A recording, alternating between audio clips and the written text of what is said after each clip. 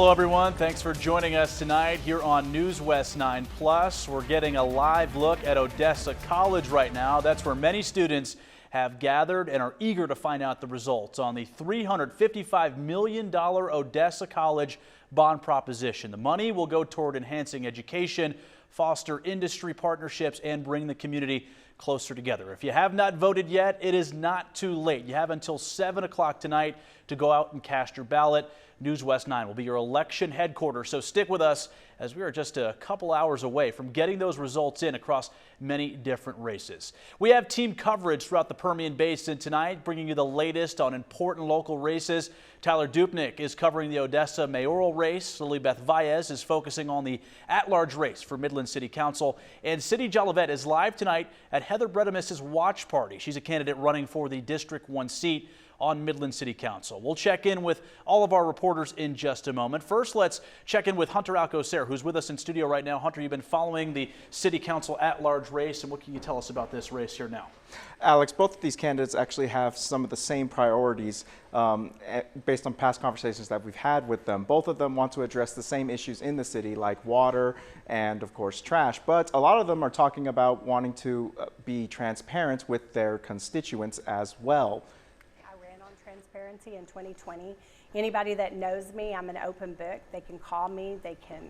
I return every single call. It may take me 24 hours, but I do call everybody.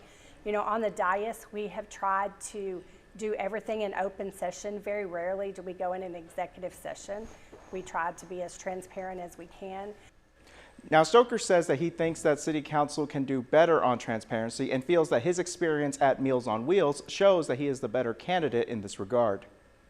So we've got to go work on the transparency of these things to say, these are the contracts we're working with. These are the deals we're making with our staff. They need to be open and honest and fair. I talked about in my debate Monday, what we've done at Meals on Wheels is work very hard to make sure that our books, our financials, our policies are available to the public. We'll keep you updated here on News West 9 on this race and others, and on newswest9.com. Alex? All right, Hunter, thank you. And one of the biggest local races on the ballot here locally is for Odessa. Mayor incumbent Javier Joven is looking for re-election tonight, and he's squaring off against challenger Cal Hendrick. Let's get out now to Tyler Dupnick, who will be covering this race tonight. Tyler, you've covered a lot of stories out of Odessa, but I don't think any get much bigger than the race for mayor. Yeah, that's right, Alex. Perhaps the biggest race here in West Texas today is that race for Odessa mayor. I'm here at UTPB's D. Kirk Edwards Human Performance Center, one of many voting locations across Ector County today where people have been coming in and out, casting their ballots throughout the day here on Election Day. 12 days of early voting before this saw over 29,000 people cast their ballots in Ector County. And now here on Election Day, the last votes are rolling in here with just under an hour until polls close. Now, as you mentioned, Alex, this marquee race is between two candidates, current mayor of Odessa Javier Joven and his challenger Cal Hendrick. Both candidates discuss with me what they will do in the office of the mayor. We'll have to continue to come back and reestablish that of what the majority of Odessans want. They want lower taxes. They want basic services. They want them consistently. And in the end, they want to reassure that they have someone at City Hall that thinks like them and is not trying to convince them to think like him, but we all think alike. We hold the same values. There's a couple of things I think we have to look at. Number one, those master plans I talked about. We have a master water reclamation plan, we have a master water plan, we have a master transportation plan. We need to get those updated, follow them. Water engineers, road engineers have already you've already given us the answer. All we have to do is follow the plan. So I want to follow those plans. Now, Mayor Joven added that he's been consistent since his time on City Council dates back to 1995, and he plans to continue that over the next 4 years as mayor. Hendrick added that there are solutions to every problem and that they have to work the problem. Now, this race tonight is certainly one of the biggest.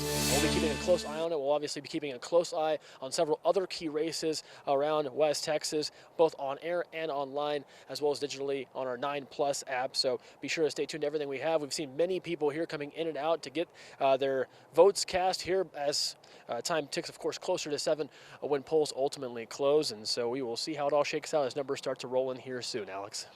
Tyler, thank you. And let's stay in Odessa. We're checking in on the race between Mark Mata and Eddie Mitchell. They are running for the Odessa City Council District 1 seat. Mata has been in the City Council District 1 seat for more than 20 years now and hopes to get re-elected tonight. Meantime, Mitchell ran for office 4 years ago and says he continues to see issues arise in the city and wants to address those problems. Tonight, we are hearing from both of the candidates on what problems they have recognized within the city and how they plan to handle them. Mata tells us some of his biggest concerns and how he will challenge those issues.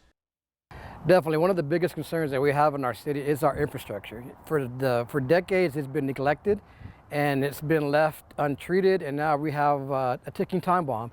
So one of the things that I'm really focused on is getting our infrastructure fixed, which we're in the process of doing that already. You know, we've allocated $129 million to water lines. We've allocated $25 million to valves. So we're on the right process already. We have our water treatment plant's almost fixed, so it's ready to go. We also talked to Mitchell about what he wants to tackle should he take office. Biggest concerns is we're not making District 1 grow. We're just letting it deteriorate instead of doing infrastructure with new buildings, new businesses. We're not doing anything. And my main concern besides downtown is that Interstate 20 and Grant intersection, there's nothing there. We need to make people stop in Odessa and do something with us. If I don't like driving to 42nd Street for restaurants all the time. We need to do something downtown, something there. Not only that, that brings jobs for kids on the south side. They can go there and learn a trade. Even if it is fast food, just learn your trade. You're not sitting at home on the games all the time. It is obvious that both candidates have big plans for the future of Odessa and have outlined some of their policies for us. Stay tuned here. Tonight, we will bring you live updates on this race for City Council District 1.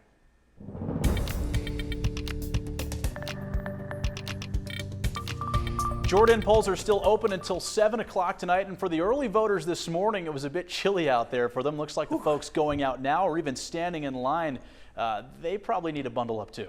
Yeah, I would recommend at least a light jacket just because we're not used to temperatures getting this cold already. But hey, you know what? We're given the hand that we're dealt with. Got down to 40 this morning. Now a little bit more comfortable, 63 degrees. Humidity not that bad. Winds nice and calm too, so you don't have a big wind chill factor like we did this morning. If you're heading out to the polls, you still got about an hour. I recommend doing it. We got 59 in Hobbs, 67 in Wink, 76 in Dryden. So a nice little variation, but nothing too uncomfortable. Nothing but those clear skies hanging around the region. Now the sun is setting though, temperatures are going to drop. So yeah, we already hit 67 around 5 o'clock. Here we are now at 63 and around 7 o'clock getting down to about 60 with those winds still staying pretty calm. But overall, if you haven't gotten the chance to go out and vote, I highly recommend going and doing it now. Alex? Yeah, pretty good idea, Jordan. Thank you. Hey, let's visit now with Lilybeth Valles. She is covering the Midland City Council at-large seat. 4 candidates are vying for 2 spots on City Council. Lilybeth is live tonight in Centennial Library in Midland. Lilybeth, polls are still open for about another 45 minutes or so, but tell us more about this race. Hey Alex, yeah, right now everybody is excited. Cars are pouring in, and remember, the clock is ticking. Joining me right now is Councilman Eric Davidson. Councilman Davidson, you've been in your position for about 6 months now. Can you remind voters why you are seeking to be re-elected? Yeah, thanks, Lilybeth. So I'm seeking for re-election because there's still a lot of work that needs to be done here in this city. You know, in the 6 months I've been on council, I've helped lower our total tax rate. I've helped bring back millions of dollars to the city's budget. And I've helped repair some broken relationships. But we need to realize, there's still a lot of relationships that need to be repaired.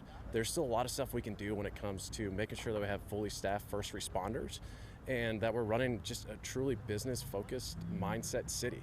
And that's a promise I've made to the citizens. That's a promise I made to everybody during this election is I'll work hard as your city councilman and continue to work hard to make sure that we're accomplishing all the goals that we need to do for this city. Thank you to Councilman Davidson. Best of luck to you. And a reminder also, we also spoke to the other candidates, including incumbent Robin Poole, candidate Rance Norton, as well as candidate John Burkholder. Here is why they are seeking for your vote. You know, when I ran in 2021, my heart is just absolutely for the people of Midland. I was born and raised here. I love this community. It's where I've raised my family. And so I just really wanted to give back to the community. And so I've really enjoyed my 3 years of service. I love the work that City Council does. I don't think whenever I went into this position, I realized just every facet that we cover. And so I have thoroughly enjoyed the work, working with the people and working on behalf of the people. And so I just like another 3 years to continue that work and finish some of the projects that we've got going. I'm running for the City Council at large position of Midland because at my core, I'm a servant leader. That's the way I was raised by my family. You know, I was raised in a middle class family in a poverty type neighborhood. And one thing that was always entrusted in me and given to me when I was younger was you need to help people. You need to be there for people and you need to take care of people. And one thing that I've done throughout my life is take care of people and be there for people. And when this race came up, I decided, you know, it's time to give back to Midland. It's time to give back to the community and move Midland forward. I'm a longtime Midlander, a native West Texan, and I absolutely love my community. I've been involved in different various organizations in the community and currently serve as a planning and zoning committee member here in the city of Midland. And it was one of my ways to want to give back and learn more about the city. And I just feel like I have particular talents and knowledge that I think would benefit all Midlanders in the city as well. And again, polls close in less than an hour, so you have plenty of time to get out here and cast your vote. We'll be monitoring those numbers back for you. Alex, back to you. Lilybeth, thank you. We move on to the Midland City Council District 1 race. That is between Brian Stubbs and Heather Bredemis. Those candidates are looking to replace Scott Dufford, who is not running for re-election. We're hearing from both Stubbs and Bredemis tonight on what their policies are to address citywide problems. Stubbs tells us that issues can't be ignored and he wants to hit the ground running to fix them. One of the big things I've learned is just the little problems that are out there that don't get much spotlight.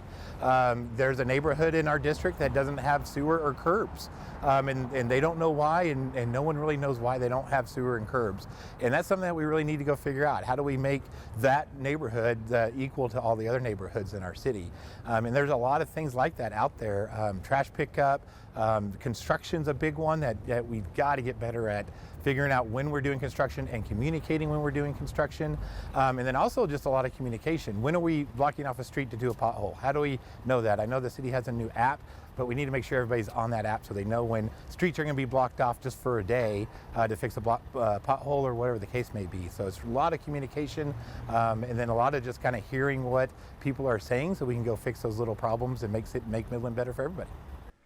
Meantime, Bredemis tells us her goals and what her master plan is, so to speak, for the future of Midland.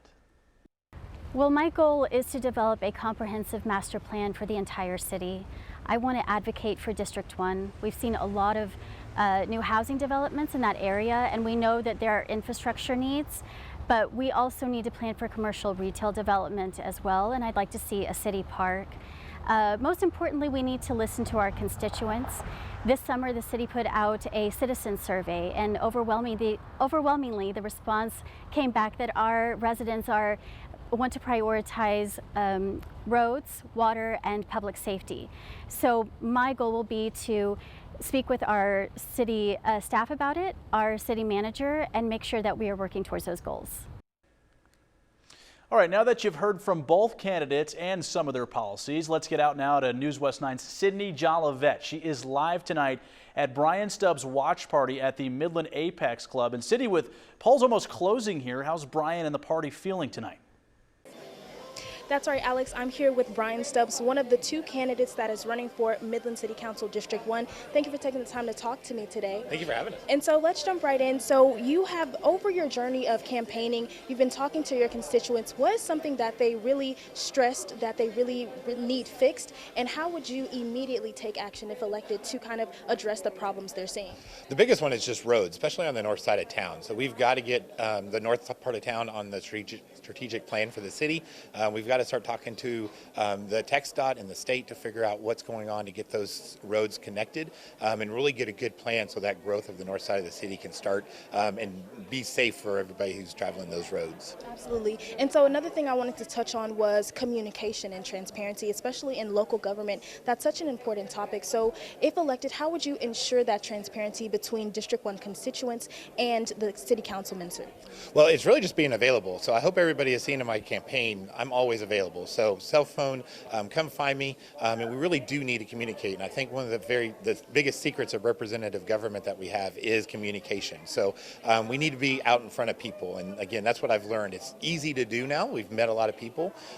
We just need to be there. And that's really what I want to bring to the city council is just being available. I want to set up things like just town hall meetings. I want to make sure we have good input in our city council and our boards. And that just takes building relationships with people that want to get involved. So that's really, really important and want to start that immediately. Absolutely. Anything else you'd like to add? Just thanks to everybody for your support. This has been a lot of fun. And again, I hope we have a great night tonight. Absolutely. Thank you for your time today, and best of luck to you in the polls. Be sure to stay with News West 9 for all of your live election coverage. For now, I'm Sydney Jolivet reporting in Midland. Back to you.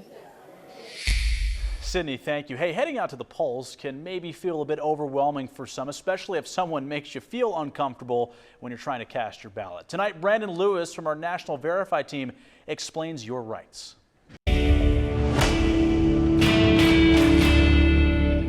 Verify here with your election fast fact. Did you know that voter intimidation is illegal? It's true, according to these sources. Federal and state laws say it's a crime to intimidate or interfere with a person trying to vote. The ACLU explains this could be in the form of aggressively questioning a person's qualifications to vote, including citizenship status, spreading false information about voting requirements, or other forms of harassment, particularly towards non-English speakers or voters of color. Many states also ban items with a candidate's name because it could influence a person's vote at the ballot box. The ACLU says voter intimidation is rare, but if someone does try to interfere with your right to vote, you should report it to poll workers, local or state election officials, or the U.S. Department of Justice's Voting Rights Hotline.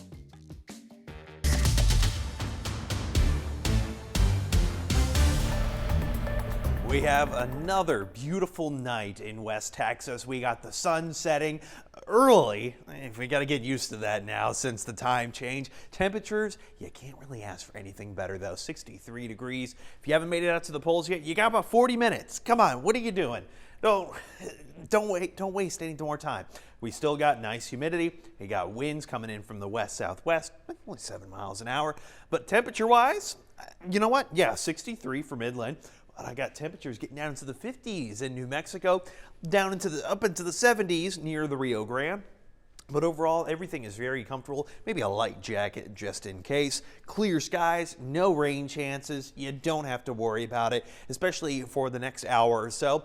Nice light winds. But once the sun goes down, which, well, it already has, temperatures are just going to start dropping off pretty quickly to the point that tonight we got more of those 40s once again. About 48 degrees, and kind of in par with where we should be for this time of year, but it's also something we want to keep an eye on. Notice the winds, though, coming in from the south. That tends to mean warmer conditions during the day. Well, not today, but tomorrow, 76. I say go with the hot coffee because you're going to have a pretty chilly start, but don't worry, that sun is going to be hanging around all day long throughout the early part of the morning into the afternoon. But then we notice a lot more cloud cover. What's going on there? Well, first off, we're going to get a quick little burst of pop-up showers going into Thursday morning. And then by the afternoon, you start to notice a big line of storms really pop up late evening. This is actually going to be with our next cold front. Yeah, we're going to keep our eye on it because there is that small chance of severe weather, just that level 1 risk mainly for Abilene, San Angelo, even all the way down towards San Antonio.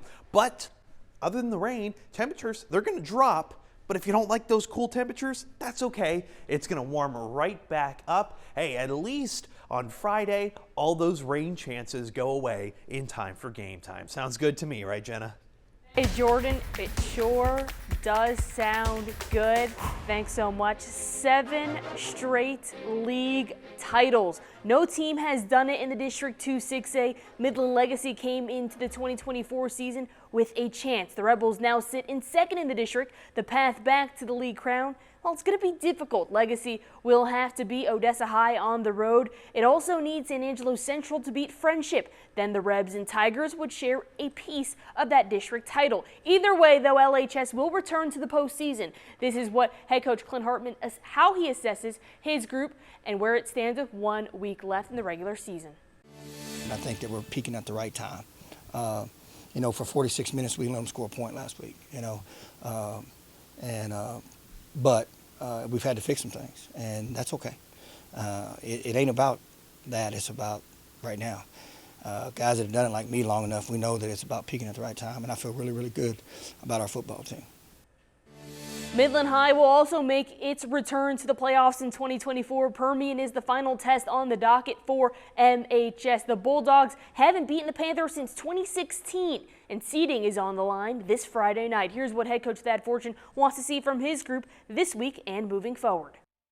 From here on out, we're going to play nothing but good people, and so I want to see us to continue to improve. There's still a lot to play for. The winner of this game will be the 3 seed in district, and so that's finish with a winning district record. So there's still a whole lot to get done this week. The season finally got underway this afternoon for Midland College. MC squared off against Seminole State College in its opener. Well, the Shap season started on the wrong foot, though. Midland College lost 93-82, and MC will now head back home for the Bob Chapman Basketball Classic that will be held in the Shap Center. Odessa College also opened its season last night with its 77-62 victory over Northern Oklahoma College Enid. OC is competing in its second game right now against McLennan. Alex?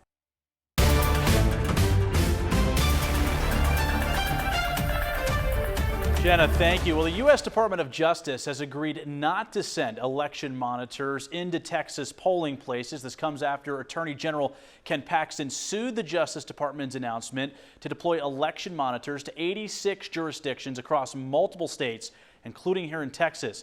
Paxton argued that no federal statute allows federal agents to monitor state elections when they are prohibited by Texas state law. The Department of Justice has agreed today that election monitors will remain at least 100 feet outside of polling locations.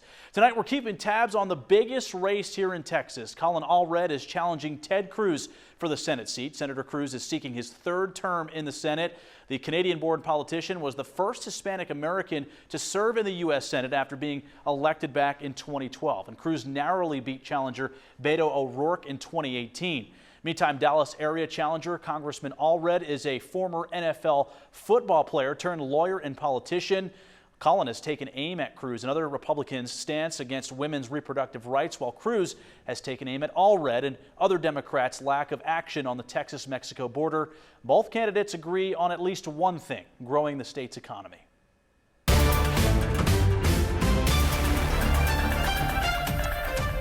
In the big race tonight for president between Vice President Kamala Harris and former President Donald Trump, all eyes will be on the Electoral College. Some want to get rid of the college altogether. One reason is the popular vote winner has lost the Electoral College in 2 of the last 6 elections. Well, that's prompted calls to switch to a popular vote system. That requires a constitutional amendment, and that is highly unlikely. Let's get into it. Why does the United States use the Electoral College to pick the president? The Founding Fathers were split. Should Congress choose the president, or should it be left to the people? The use of electors was the solution. When you cast your vote for president, you're deciding which electors will represent your state. The number of electors in each state is determined by how many seats in Congress that state has, and that number is based on the state's population. So, for example, let's look at California. Every state has 2 senators, so right off the bat, that's 2 electors. California, the most populous state, has 52 representatives in the House, so the Golden State gets 54 total electors. Whichever candidate wins California will get all 54 electoral votes. There are 538 total electoral votes. 535 for the states and 3 for the District of Columbia. 48 states are winner-take-all. Maine and Nebraska give 2 electoral votes to the statewide winner and 1 for the winner of each congressional district. A simple majority of 270 electoral votes is needed to win. If neither candidate gets to 270, the House of Representatives will determine the president, but each state delegation, regardless of the number of electors, must vote as one. So there are only 50 votes up for grabs. The Senate will determine the vice president with a simple majority vote of all 100 senators. The popular vote winner has lost the Electoral College in 2 of the last 6 elections, and that has prompted calls to switch the popular vote system, but that requires a constitutional amendment. And the minutes are ticking down until polls close, about 34 minutes or so to go until 7 o'clock. And Vice President Harris returning to Washington after her last campaign rally in Pennsylvania late last night. She plans to celebrate with supporters on the campus of the school where she got her undergraduate degree at Howard University. Here is NBC's Bree Jackson with more. The day is finally here for Americans to weigh in on the presidential race. We have the right to vote. And that's why I came with my daughter to vote and to show her how important it is to vote. I've been looking forward to this, and I'm looking forward to it being over. After launching her campaign just 3.5 months ago, I accept your nomination. Vice President Harris made her final pitch to voters. Standing in front of the Rocky Steps in Philadelphia, Harris, who has said she's the underdog in this race, reminding voters what's at stake in this election. We have an opportunity in this election to finally turn the page on a decade of politics that has been driven by fear and division. We are done with that. We're done. If elected, Harris would start a new chapter in American history as the first woman president. She vows to be a leader for all Americans and urges supporters to do their part this election day. We must finish strong, and this could be one of the closest races in history. Every single vote matters. Today, voters will decide who wins the White House. On the campus of Howard University, Bree Jackson, NBC News. All right, so we're switching over now to former President Donald Trump, who is in Florida tonight with plans to join supporters at an election party later on this evening. And NBC's Alice Barr, she's been following this race and has the details. Former President Trump casting his ballot today in Palm Beach, Florida, alongside his wife, Melania. I feel very confident. A closing act of 9 years of near nonstop campaigning. We have a great country, but we have a country that's in trouble. Capped by a final rally in Grand Rapids, Michigan last night. My last rally, can you believe it? The rallies, these big, beautiful rallies. The former president visiting campaign staff before watching results come in at Mar-a-Lago. With the vote count likely to stretch beyond tonight, he's been sowing doubt. What the hell's happening in the inside of those machines? If you wait, we want the answer tomorrow, tonight. Though today acknowledging he may not declare victory tonight as he did on election night in 2020 before all the votes were counted. Could you see a world where you don't declare victory tonight? Yeah, I mean, I'm hearing the same things that you're hearing. I'm hearing states where I'm up by a lot, but they won't have a final number for a long time. Later adding, if I lose an election, if it's a fair election, I'd be the first one to acknowledge it. And I think so far, I think it's been fair. Voters now having their say as the nominees and the nation wait for results. Former President Trump has made several references to this being his last campaign. Asked that directly today, he said, "I would think so." He also said he does not have a speech planned for when he's expected to address supporters here at the Palm Beach Convention Center later tonight. In West Palm Beach, Alice Barr, NBC News. All right, that's just going to about do it for us here on 9+. We thank you so much for staying with us. You have about 30 minutes or so until those polls close tonight. Remember, if you're in line before 7 o'clock, you can stay there. The polls will not close while you're in line. So stay in line if you're there before 7. Your voice will be heard, and make sure you get out and do that. We're going to keep you up to date on the latest numbers throughout the night. Later tonight on News West 9 at 10, we will have the live election results. We hope to see you then.